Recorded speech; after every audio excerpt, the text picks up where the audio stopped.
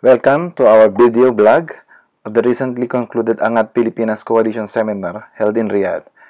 You can learn about mutual fund in the following videos, and I'm just sorry about the quality of the video because it was taken via iPad. So enjoy! Ngayon po, actually it should be full funds na kasi stock market na discuss na ni Christine na po. Ngayon, of course, nandito ulit yung family ko, always remind me kung bakit ako nag-invest, saka hindi ko sila makakalimutan. Lalo rin, nasa Pilipinas sila. Okay. Now, sabi niya dito, I need to secure my future, right? We need to have our retirement plan, we need to have our children's education and build house, right? So, may mga posible tayong gawing investment like yung ginawa natin, pinag-aralan natin, stock market. Ngayon naman, mag-focus tayo sa pooled funds. Ano ba yung pooled funds? Ano ba yung mutual fund? But first of all, I need to let you know that savings is the gradual acquisition and safekeeping of wealth. Meron po yung rewards na low and risk is very low. No? Sa investing po, importante na malaman natin kung ano ang risk. Okay? Ano ba yung risk? Yung po yung risk, yung po yung po pwedeng mawala yung pera mo anytime. No? That is the risk. No? Hindi po pwedeng pag nag-invest tayo yung risk hindi kasama. Because there is no such investment without risk. Okay po ba yan? Ako ngayon? Walang investment. Pag may lumapit sa inyo, sasabihin sa akin yan, 100% risk po ito. Tapos, mababa po, nasabi niya, malaki ang gain, mababa po na wala yung risk. Definitely, it is a scam. No? There is no such investment without any risk. Okay? Investment is provides the ating for to grow more meaningfully. The reward is high, but the risk is low to very high. So, kapag mataas yung rewards mo, mataas din yung risk. Pag mababa yung rewards mo, mababa din yung risk. Okay?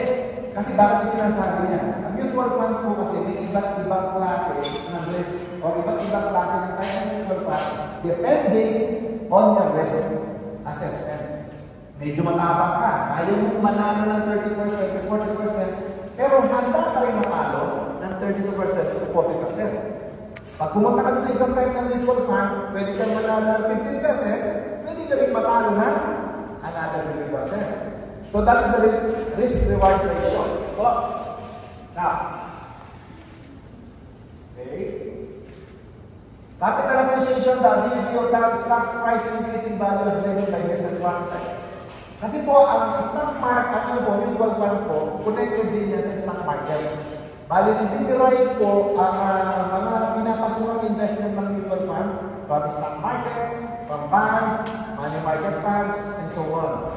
Kaya po hindi po pwede yung nag-iwalayin ang stock market at saka ang mutual funds. Okay. This is an example of the MSCI. Okay. Ano po yung sinasabi na equity funds? May tinatawag, by the way, bago po pala ako magtuloy dyan, ano ba yung pooled funds? Halimbawa po ganito. Halimbawa po si third, meron po siya na 5,000 pesos. O, si ate meron siya 5,000 pesos. Si ate meron din siyang 5,000. O, si kuya meron siyang 10,000. So, meron silang 25,000 pesos. Yung 25,000 pesos, pag sasama-samahin yan, pag pinagsama-sama mo yung pera na yun po yung gagawin pang invest. Okay? Ang mag-invest po noon ay tinatawag ng fund manager.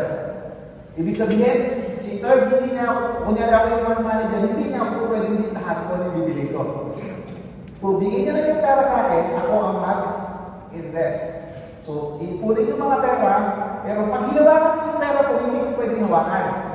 Yung mga pera niyo, halimbawa, ilalagay sa isang bangko, pag nakalagay ko yun sa isang bangko, ang karapatan ko lang bilang isang fund manager is to tell them to move that money to that investment and move that money to that investment. Hindi ko siya pwedeng hawakan sa fund manager. Kasi swelduhan din ako, no? Fund company. Okay? Ito pong bangko na to, na nagkakawak ng funds, pag sinabi mo sa kanya i-release mo yan, no? Merong isang bangko na kukuha ng pera sa kanya para i-release at ibigay siya doon sa mga investment company. So, ibig sabihin, hindi pa rin itong bangko na to. Pero siya dadaan ng isang bangko, kung bangko na yun, siya naman ang lalagay doon. Okay? Ngayon. So, ibig sabihin po, yung fund manager, walang direct na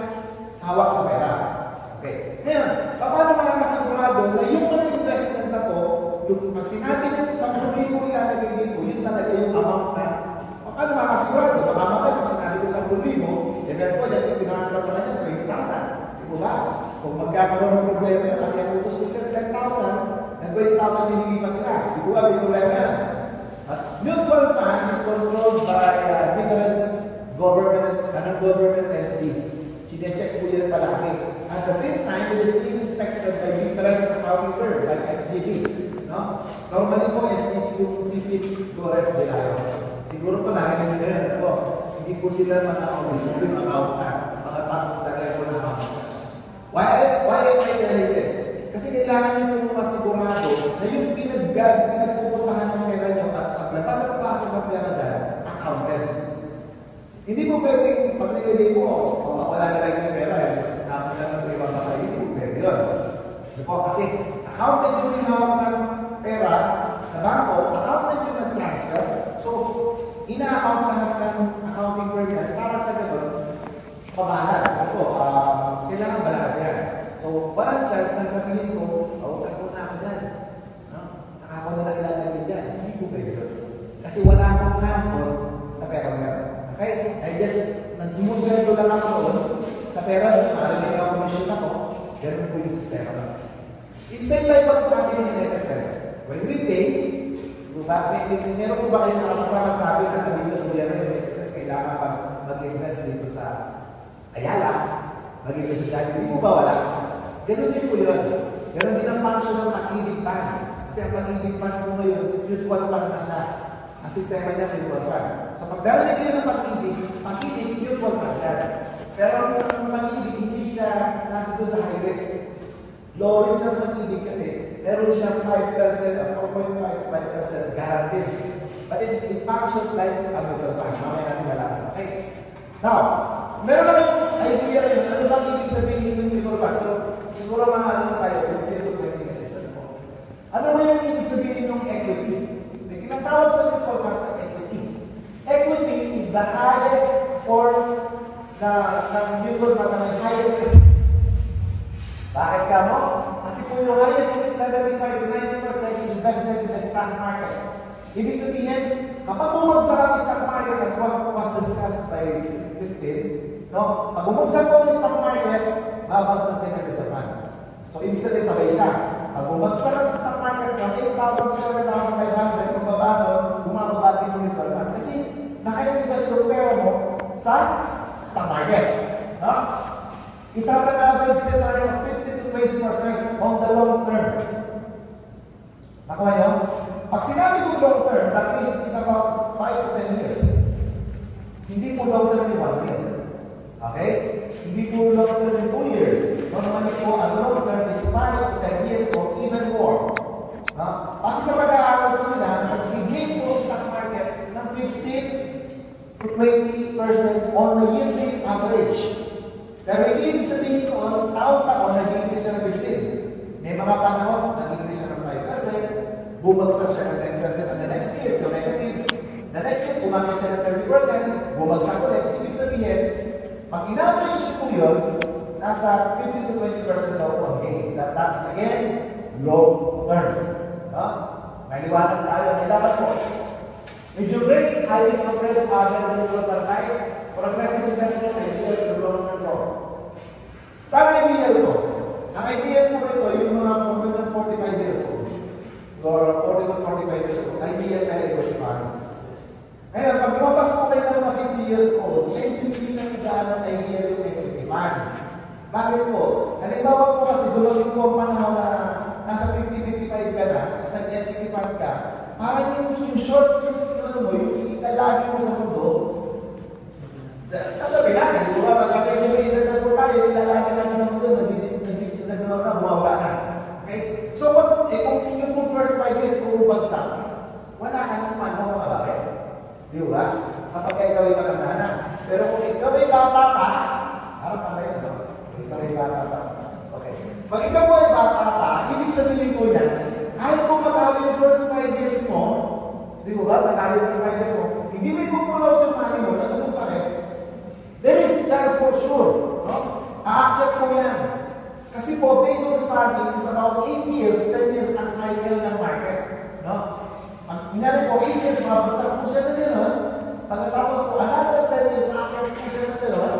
Another 8 years, mababawit siya. So, gano'n po yung stock market kasi. Tumataas at bumababa. The last time na nagkaroon po ng recession is 2008. And 2008 po, talagang pati po yung mga bangko sa United States, nagbagsakan po yan. Hindi lang natin naramdaman sa Saudi Arabia kasi mayaman ang bansa atin rin natrabahuan. But 2008, maraming bangko nagsarado. 2016, ngayon po ay 2016 ngayon po ba? Ngayon po, naramdaman ng pati ng Saudi Arabia recession. So, kung ba-minus natin 2016 minus 2008, ilan na yun? 8 years. Pagkakita kayo sa mag, kanina, mahingkino ako yung system na ito, no? 8 years. So, 8 years, so, kaya nararamdaman po tayo ngayon na pagbagsak. But definitely, this is the best time to enter to the market because kapag nasa baba ka, pag-akyat yan, kasama ka. Okay? Eh, pag nandito ka sa taas, pagbagsak mo, kasama ka, pero nakakit din naman yun. Okay? You need to understand kung saan ilalagay yung investment. Ang target mo ba ay para sa anak mo na mag-aaral ng college? Kung isang taon pa lang siya? So, college ang thinking mo 16 years. Tama? So, yung 16 years, pwede mo na siyang invest noong araw na yun. Ngayon, start ka na mag-invest after 16 years. Pero kung ano yung budget mo po, ay pangkasal. Ano? Diba, ikakasal ka after 2 years. Hindi mo mo nag-stake yan. Kasi pagka ikasal ka, di ba, may pera ka 100,000, ibinadit mo siya sa kasal for 2 years, baka mamaya after 2 years, 100,000 mo, 50 mil na. Di mo ba? Pero kung ito po ay para sa anak mo, sa pangmatagalan, po, baka gusto mong i-factor out na yung pagpapakasal ng anak mo later, o yung anak mo ay 1 year old lang, ano, di mo ba? Okay mo, pwede mo yun. No? So, ibig sabihin mo nun, mababa niya yun, huwag mo siya pull out until such time na makuha mo yung goals mo, yung objective mo. No? So, sigurado ko sa inyo, pag pinag-prepare niyo yung 1 year old na anak nyo para sa kanyang kasal after 25 years, sinisigurado ko sa inyo, maaalala na sabi ni Dexter, pinita ko, kumita na. Okay? May mga anak nyo, makapulo, invest na, no? Okay. But that is for equity. Doon nilalagay sa equity ko long term. Kaya, paano naman kung medyo short term, medyo 5 years to 4 years? No? Punta ka doon sa medyo mahaba ng risk. Doon ka sa medyo mababa. Bakit? Kasi po, ang balance fund, meron po yung 50% market, stock market, at tapos po yung 50% fixed income. Ano yung fixed income? Yun yung mga bonds. No? Yung mga binibigay ng gobyerno, di ba yung gobyerno nagpapautang sa tao, pag nagpautang halimbawa ng 1 million yung tao, makukuha niyo po yung bonds na yun after 5 years. Ang kita lang po yung mga 5%, 4%, 6%, mataas na ngayon 6%. So, yung 50% ng investment na yun, halimbawa meron silang hawak na 100 million. No? Yung 100 million, 50 million will go to the stock market, and 50 million will go to fixed income. So, ibig sabihin nun, safe to fixed income, hindi na natalo. Di ba? There is stock market, there is a possibility of losing. Right? So, medyo balance yun. So, pwede siguro yun, pag mga 4 to 5 years, ang plano mo, 3 to 4 years, 3 to 5 years, pwede pa yung balance fund. Less risk ka. O ang stock market, yung equity fund, ay bubagsak siya ng mga 50%, maaari ang balance fund, babagsak lang yun ng mga 50%. Ha? Kung tumaas naman ang equity fund ng 50%, maaari ang balance fund ng interest na niya mga 50 to 20%. Okay? So, gano'n po yun, balance eh. Eh, meron po tayo tinatawag na fixed income. Ang fixed income po, 100% po yan, fixed income securities, doon po nila nilalagay. Very evident po yung mga tinatawag na mga fixed income, ibig sabihin po yan, sure ka na panalo. Pero meron yung slight chance, ang kita mo lang dyan, 4%, 5%, pero there is always a slight chance na bumagsak din siya ng 4 to 5%. Based on study po, hindi na sila bumababa ng gano'n. Pagkakaroon mga fixed income yung mutual fund. Okay? Money market po, ito po naman yung mga ano na niya, 1%, 2%. Kaya po yung iba, di ba sabi ko sa inyo kanina, ilalagay nila sa yung kanina emergency fund, ilalagay po nila sa mga invest sa time deposit. Yung iba po, part po ng investment ng emergency fund nila, ilalagay po nila sa money market. Bakit? Ang money market po, within that day, pwede niyong kunin yung pera niyo. Ang equity po, kailangan mo ng 3 days para makuha. Balance is also 3 days. Ang money market yata, immediate pwede nyo kunin. Pag hindi po ako nagkakamali. Okay? Ngayon, ang money market, bakit doon nilalagay yung emergency fund mo kasi nga hindi ka alam bumabagsak yan. kayo laging panalo, 1%, panalo. So, every time, liquid yung asset mo. Makukuha mo. All these assets, by the way, is liquid. Ang ibig ko sabihin ng liquid assets, anytime po, pag inilagay mo siguro within 2 days, pag 3 weeks, makukuha niyo po yung pera mo. Okay, back. Meron po tinatawag ng back. Okay, bakit? Paano ito ba yun? Kapag po nilagay mo yung pera mo sa mutual fund, meron po yung mga tinatawag na holding period. Kapag ka po ang holding period po dyan, ang exit po, matagal ang holding period ito. Nagkakamala po 1 to 2 years po yan. Ibig sabihin po niyan, pag inilagay mo sa equity fund, okay, kapag pinull-out mo siya ng less than a year or less than 2 years, kung yun yung holding time niya, magka-charge po kayo ng I think maybe 4% or 3%. Yung charge. Dahil kasi, nakalagay yung sa pang long term, ipo-pull out mo. So, i-charge ka. Di ba? Whereas yung money market po, kahit kung i-pull out mo, walang charge. Kasi ang holding period po ng money market, I believe it's only, sometimes it's 2 weeks or 1 month. So, less po yung holding period niya. Nakuha niyo po? Kasi baka mamaya naglagay kayo, tapos bigla yung pinull out. Sabi niyo pa sa pagkakasano ng anak niyo na 1 year old, pinull out nyo. Kapag pinull out nyo, ibig sabihin wala kayong emergency fund. Di ba? Kasi pag pinull out mo isang investment, ibig sabihin wala kayong emergency fund. Kaya po doon nagkakaroon ng problema. Kaya it's very important na emergency fund. Yan. Ang mutual fund is a pool of funds of many individuals to form a massive asset base. Yung nga yung sinasabi sa inyo, marami yan. Nagsasama-sama yung mga pera niya like this. No? Ito yung mga investor, ito yung pool funds, ito yung sinasabi ko sa inyo handled by the bank, ito yung professional fund manager, ito yung different investments. No? Pero po yan, ini-invest sa oil, may ini-invest sa bangko, may ini-invest sa SM, may ini-invest sa kung saan yan. But the thing is that, as an investor, hindi po kayo po pwedeng magsabi sa fund manager kung saan nilalagay. Hindi mo naman i-report sa inyo ng fund manager at this particular time kung saan nyo nilalagay. But you will have the prospectus after 1 month. Bakit? Siyempre, kanya-kanyang mutual fund company yan. Pag nailagay nila, hindi nagkakahuli yung mga pinaglalagyan nila. Di ba? Business nila yan eh. May certain percentage kasi silang kinikita sa kinikita ng mga investors. Diba? Kaya hindi po pwede ilagay kung saan sila nilalagay. But they are always reporting after a month kung saan nila ilagay. Tapos na. Hindi na pwede po kayo ng iba fund manager, ng mga ibang fund managers. Diba? Kaya po million ang sinusunod ng mga fund managers. Diba? Now, private investment mutual fund, it is professionally managed. Ibig sabihin, as a OFW like us, na wala pong time mag-monitor ng stock market. By the way, stock market is a tedious sport. Ibig sabihin, kapag po nag-stock market kayo at naging trader ang dating nyo, kailangan nakatuto kayo doon. Pero kapag investor kahit naman po yung stock market, pwede yung bigyan na nakatuto. But as what Christine told you, dapat blue chips. Kasi pag binili sa stock market yung mga second or third liner, ang bihira, 1 minute, kaya bumagsak na ng ceiling, kalahati. Kaya, may sugarol kayo, delikado. Kapag hindi kayo nakapantay. At pag blue chips, kahit po yan iwanan na dyan, magkapon. Hindi gano'ng gagalaw yan. Okay? Professionally managed, hindi na kayo mag-manage, you go to the fund. Low capital requirement, magkano ang minimum? Within 5,000 pesos. Materials, ha? 5,000 pesos you can start at a mutual fund. Mutual fund can be get sa isang bangko o sa mga mutual fund companies. No? Kahit mutual fund in Google, after you find mutual fund in Google, you will find a lot of mutual fund companies.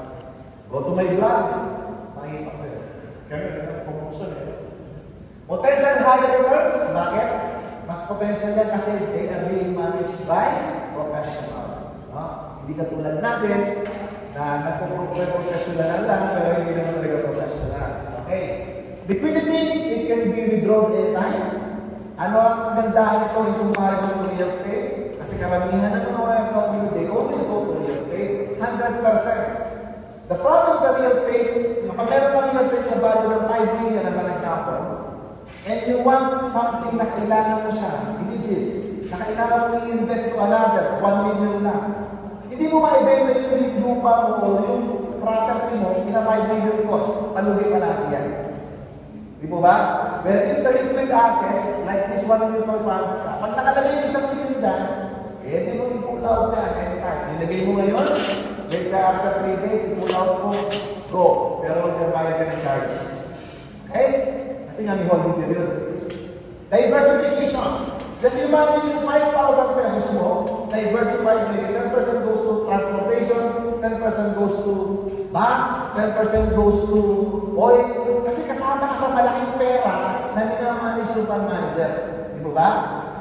Kung yung 100 million, 20% na piniligay niya sa banks, yung 20% nung 5,000 pesos mo, invested din sa banks. Nakaya? Kasi ratio and proportion yan. Diba? Kung magkano nilagay mo, doon kung saan nilagay ng fund manager, doon din siya. Kasi part siya ng pag-uhan. Safety. Bakit naging safety? Because sabi niya na safety kasi nga lagi mo binabantayan ng gobyerno. No, pera-pera to eh. Binabantayan po ng gobyerno. At gano'n dito, safety kasi binabantayan din yan ng mga accountant firm. Lagi nilang ina-update. Yearly, meron din sila tinatawag ng mga investors sa meeting kung saan sinasabi rin nila yan. Even if you are about to invest in the stock market, this is, okay? Ito po yung mga stock brokers. Yan. Ito naman yung mga mutual fund companies na pwede natin pag-alyan. These are, ito po yung mga mutual fund companies na ano, na talaga naman po, ano yan, sigurado naman yan, ano? Hanggang sa ngayon po, wala pa po mutual fund companies na bumagsak o tumakbo sa investors. Until this time. Po, kasi nga, sabi ko sa inyo, may humahawak na iba nun. Para kumpanya lang sila na nagmamanage. But the money itself, it's outside of their hand. Okay? These are just sample. I cannot say anything because hindi kami allowed dito sa embassy na magsabi ng any companies that we will have to endorse. But you can send us an email and we can deal with it. Okay? Ito po yung mga, some of the, this is a data of October 2013. Halimbawa, ito po yung mga types of companies. No, ito po, katulad, Banco de Oro, meron po silang fund na mutual fund na BDO Peso Equity Fund. No? Nag-umpisa ng October 2013 po, ng 5-year return niya, nasa 30%. No? So, meron din po dito, kung mapapansin niyo, yung 1-year return niya, nag-negative 21.5% ng DTI, but on the 5-year return is 24.36%. So, hindi po parehas ang resulta ng different companies when it comes to earnings ng bawat mutual fund. Kasi, syempre, itong fund manager ito magaling. Ito mas magaling. Ito pinakamagaling, maaari pa hindi dahil magaling. So, palagi nagtatap, yung lagi ang maraming customer. Di ba ba?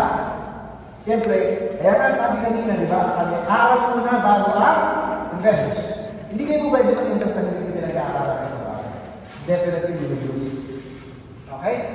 Kasi kahit anong bagay na hindi yung pinag-aaralan, you will treat it as scam kasi na-scam kayo. That is wrong.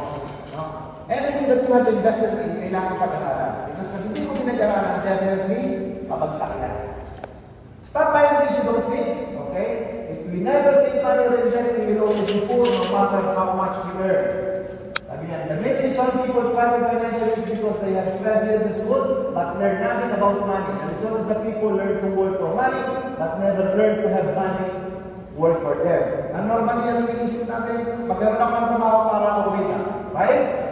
But the thing is dapat hindi natin isipin na yung pera natin ang siya magtrabaho para sa atin. It is possible. Kaya namin mga mayayaman. Why Bill Gates mas lalo siya yung mayaman? Why Warren Buffett lalo siya yung mayaman? Bakit? Ba't kung mga tao tumaling yung mayaman? Bakit? Yung pera nila, ang kumikita para sa kanila. Yung si Prince, pala ba to? Yung pinakamayaman nito? Ganun din. Ang lalaki ng market niya. He is buying lots of companies. Tapos yung mga companies na yun na nag-work para sa kanya. Okay? So, ito po yung website namin. Yan po yung Facebook namin. Okay. So, that ends our presentation. Tatawagin ko po yung aking mga speaker. Ano dito? Kuya Sunny. Sunny Christine. Ano po? Ngayon, of course, nandito ulit yung family ko. Always remind me kung bakit ako nag-invest. Saka hindi ko sila